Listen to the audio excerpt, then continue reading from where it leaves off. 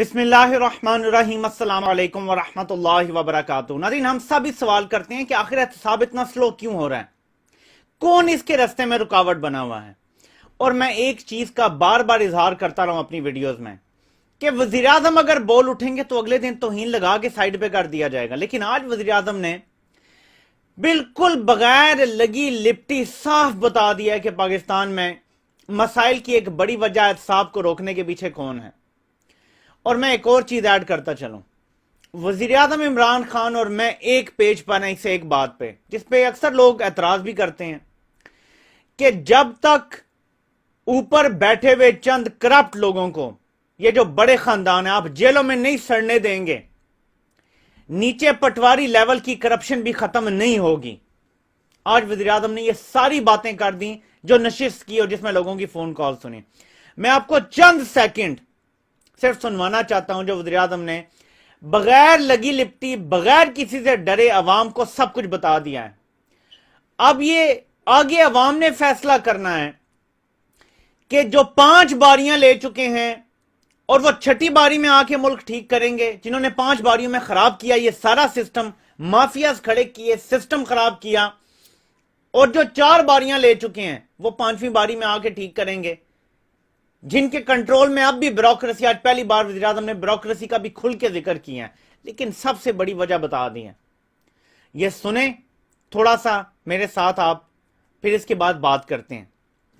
Corruption एक कौम लड़ती है क्योंकि कौम के ऊपर नुकसान होता है, कौम गरीब हो जाती है, गुर्बत बढ़ जाती है, तो सारी कौम मिलकर करप्शन का मुकाबला करती है।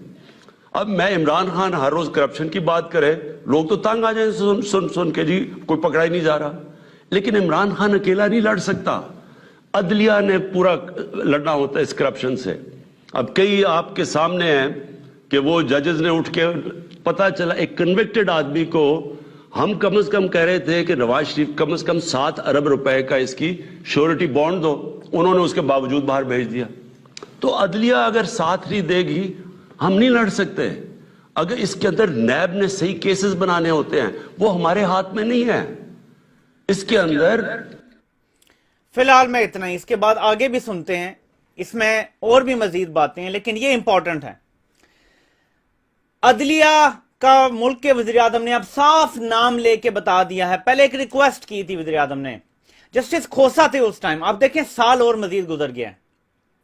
जस्टिस आसिफ सईद खान खोसा साहब थे तो वज़ीर आज़म ने कहा था खुदा के लिए इन बड़े डाकुओं के केसेस आप जल्दी सुने, इंसाफ पहुंचाएं लोगों को। तो उन्होंने कहा था हम तो बड़ा इंसाफ देते हैं।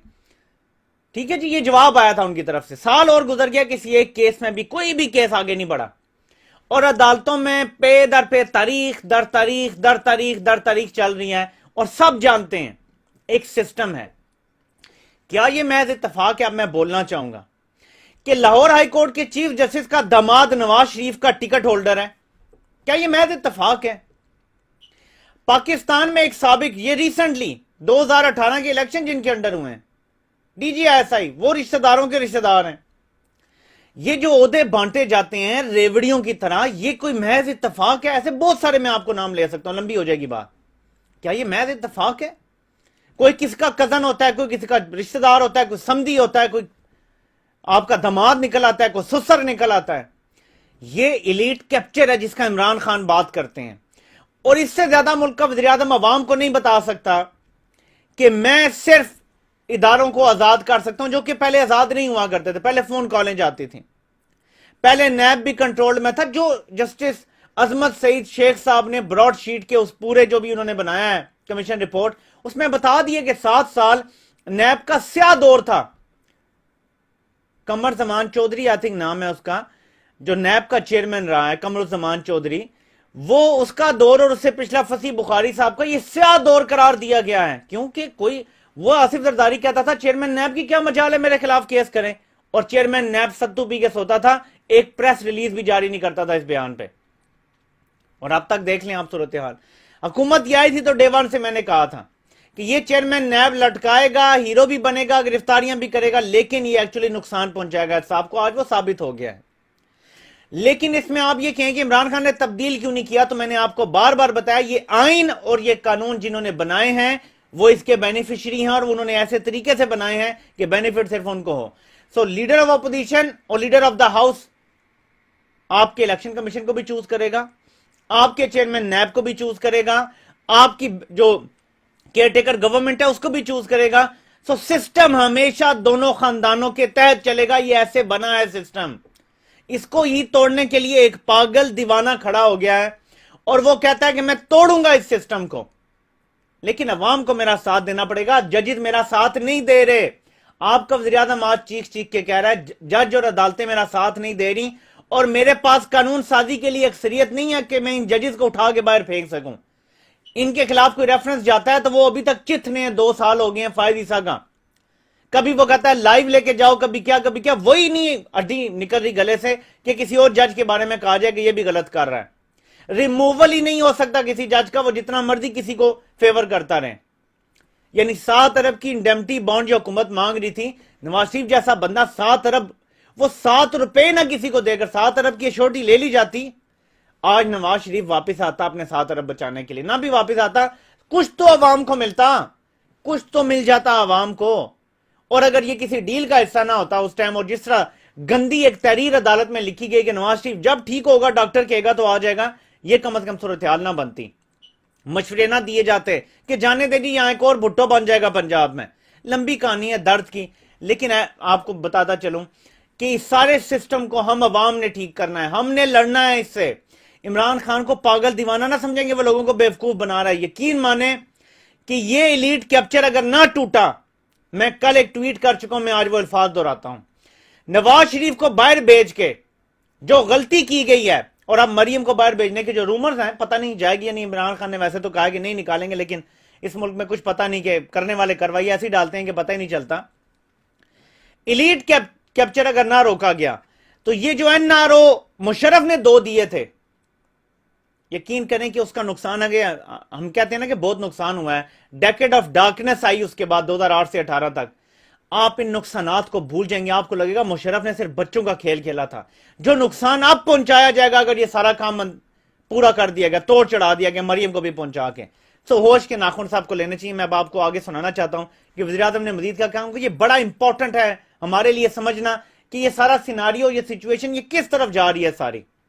आपको सारा खेल समझ आ जाएगा कि मुल्क में मसाइल की असल वजह क्या है। तो ये जरा सुने इस वीडियो का थोड़ा अगला हिस्सा। माशरा लड़ता है, और वो कैसे लड़ता है?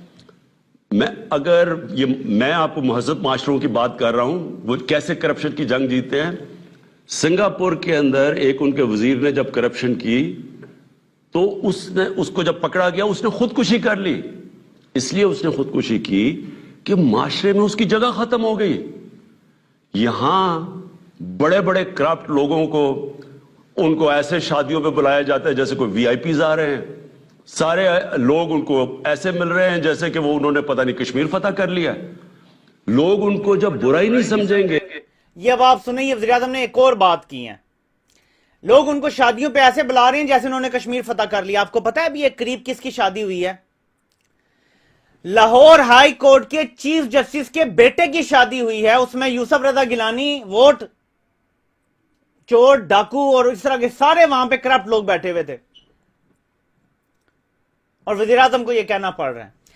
माशरे करप्शन से ऐसे लड़ते हैं कि जो बंदा करप्ट होता है उससे कतई ताल्लुक कर लिया जाता है। एक ऐसा जमाना था जब कोई बंदा बहुत बुरा होता था माशरे के लिए तो उसे शहर बदर कर दिया जाता था, इलाके से निकाल दिया जाता था। यह जमानों में होता आया, पुराने जमानों में होता आया है। आज से 3-4 हजार साल पहले यह होता आया है। हजरत मूसा अलैहिस्सलाम और उनके पहले के जमाने में यह होता आया। लेकिन हम लोग इस इखलाकी पस्ती का शिकार हो गए हैं कि करप्ट हमें बुरा ही नहीं लगता। यह बंदा पागल नहीं है जो हमें कहता है कि करप्ट बंदे का बायकॉट करो। मुझे याद है आप अगर 90 की दायरे उससे पहले हमारे वालिदैन जो हमें बताते थे कि अगर कोई बंदा किसी पे एफआईआर दर्ज हो गई है, पुलिस किसी के घर आ गई, लोग उससे मिलना जुलना छोड़ देते थे।